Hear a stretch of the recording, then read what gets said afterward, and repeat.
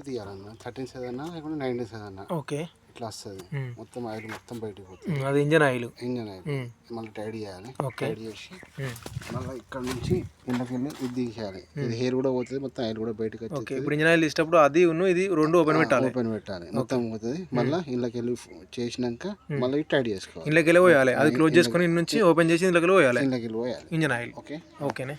ఇంకోటి ఇది hair filter okay తిప్పి జాలి మొత్తం డస్ట్ పెట్రోల్తో మంచిగా కడిగి మళ్ళీ అది ఉడిగించి మళ్ళీ హెయిర్ కొట్టి మళ్ళీ పెట్టి మళ్ళీ ఫిట్ చేసుకోవాలి ఓకే ఇది కరెక్ట్ ఇట్లా వేసుకుంటేనే ఇది వస్తుంది లేకుంటే రాదు ఇది దాన్ని బట్టి మరి వీటిలోకి ఆయిల్ ఏమైనా ఆయిల్ గ్రీజ్ వీటిలోకి ఏంటిది ఏమి ఉండదు ఆయిల్ గేర్ ఆయిల్ అటాచ్ ఉంటుంది అంత మొత్తం ఇప్పుడు మనం పోసిన ఆయిలేనా లేదు ఓన్లీ ఇది ఇంజన్ సంబంధించి ఇది గేర్ ఆయిల్ సంబంధించి గేర్ వీల్ ఇక్కడ ఉంటుంది మరి అది ఎప్పుడు పోసుకుని మనం అది తక్కువైతే కూడా అవసరం లేదు ఎక్కువ అవసరం లేదా చూడండి అది గేర్ ఆయిలా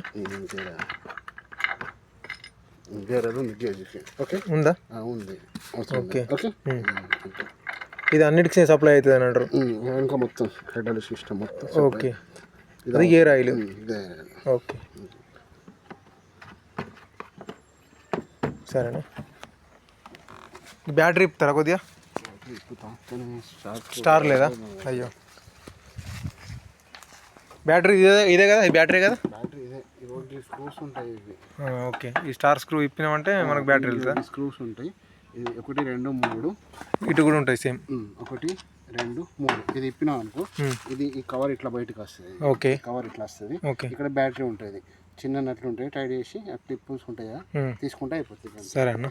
సరే ఇప్పుడు మీరు స్టార్ స్టార్ లేదు సరేనా